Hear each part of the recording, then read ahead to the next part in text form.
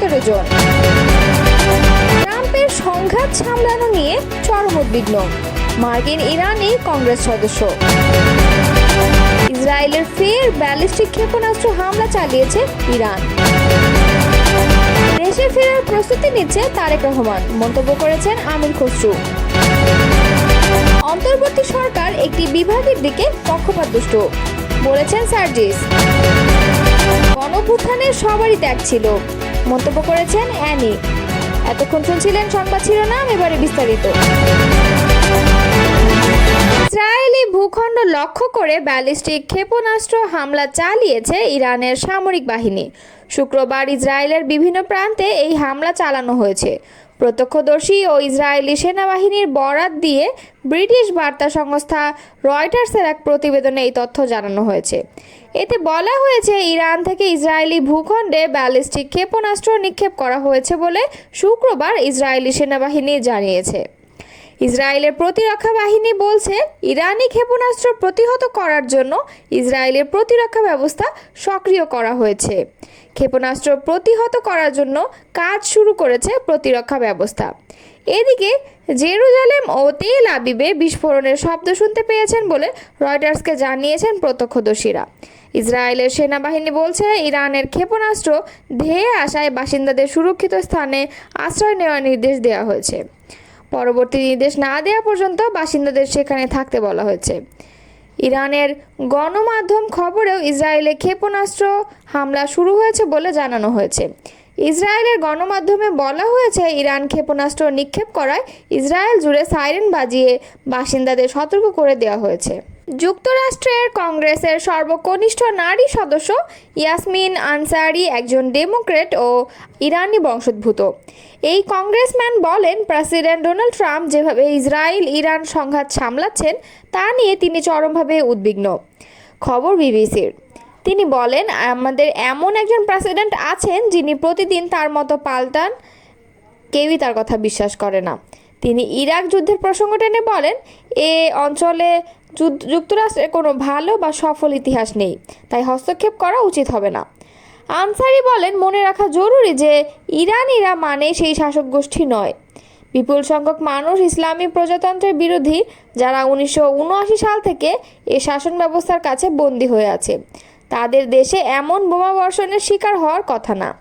তিনি ট্রাম্পকে কূটনৈতিক সমাধানের ওপর জোর দিতে আহ্বান জানান। তিনি মনে করেন, অপ্রয়োজনীয়ভাবে আমেরিকান সেনাদের প্রাণহানি এড়ানো যায়। বিএনপির দলটির স্থায়ী কমিটির সদস্য আমির খসরু মাহমুদ চৌধুরী বলেছেন, তারেক রহমানের দেশে ফেরার প্রস্তুতি নিচ্ছেন। বিএনপি সহ দেশের সব মানুষ তারেক রহমানের জন্য উন্মুখ হয়ে অপেক্ষা করছে। উনি প্রস্তুতি নিচ্ছেন, যে কোনো সময় একটি দিনক্ষণ সিদ্ধান্ত নিয়ে দেশে চলে আসবেন। শুক্রবার বাদ আসর রাজধানীর কাঁটাবনের একটি মসজিদে গণফোরাম সভাপতি প্রয়াত মোস্তফা মহসিন মন্টুর মিলাদ মাহফিলে অংশ নিয়ে সাংবাদিকদের এই প্রশ্নের জবাবে এসব কথা বলেন তিনি বলেন, লন্ডনে গত 13 জুন অধ্যাপক ডক্টর মোহাম্মদ ইউনূস ও তারেক রহমানের বৈঠকের পর বিএনপির ভারপ্রাপ্ত চেয়ারম্যান বাংলাদেশে কবে ফিরবেন সেটি নিয়ে নতুন করে আলোচনা শুরু হয়েছে।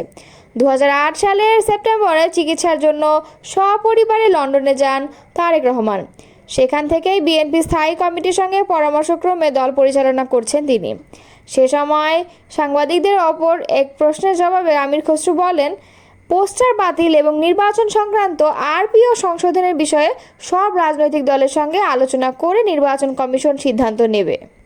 অন্তর্বর্তীকালীন সরকার একটি বিভাগের দিকে পক্ষপাতদুষ্ট বলে অভিযোগ করেন জাতীয় নাগরিক পার্টি এনসিপির মুখ্য সংগঠক সার্জিস আলম। শুক্রবার 20 জুন বিকেলে নিজের ফেসবুক প্রোফাইলে দেওয়া এক পোস্টে তিনি এই অভিযোগ করেছেন। ওই পোস্টে সার্জিস আলম লেখেন, এই অন্তর্বর্তীকালীন সরকারের অন্যতম সীমাবদ্ধতা হলো উপদেষ্টা পরিষদ থেকে শুরু করে উন্নয়ন বরাদ্দ এবং অনেক ক্ষেত্রে তারা একটি বিভাগের দিকে পক্ষপাতদুষ্ট।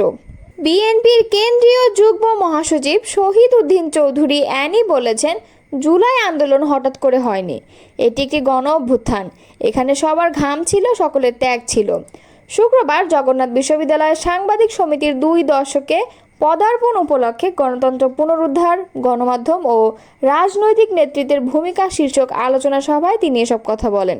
অ্যানি বলেন, ফ্যাসিস্টদের বিরুদ্ধে যারা কথা বলেছিল তারাই জেল খেটেছে, জুলুমের শিকার হয়েছে, বছরের পর বছর মানুষের এই স্বৈরশাসকের বিরুদ্ধে লড়েছে। জুলাই আন্দোলনে যারা নেতৃত্ব দিয়েছে, যারা শহীদ হয়েছে, তাদের প্রতি শ্রদ্ধা নিবেদন করছি। তিনি আরও বলেন, গুমের একটি নতুন সংস্কৃতি ফ্যাসিস্ট হাসিনা এদেশে তৈরি করে দিয়েছে। আমরা শুধু নির্বাচনের জন্যই আন্দোলন সংগ্রাম করিনি, আমরা দেশকে নতুনভাবে গড়তে চাই। তারেক রহমানের ৩১ দফার বাস্তবায়ন করে দেশকে এগিয়ে নেব।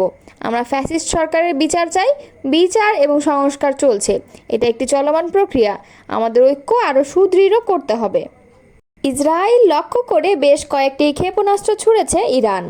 এতে ১৭ জন আহত অবস্থায় চিকিৎসা নিচ্ছেন। এর মধ্যে ৩ জনের অবস্থা গুরুতর। খবর এএফপির। এক বিবৃতিতে ইসরায়েলের সামরিক বাহিনী জানিয়েছে, অল্প কিছুক্ষণ আগে ইরান থেকে ছোড়া ক্ষেপণাস্ত্র শনাক্ত হওয়ার পর দেশজুড়ে বিভিন্ন এলাকায় সাইরেন বেজে উঠেছে।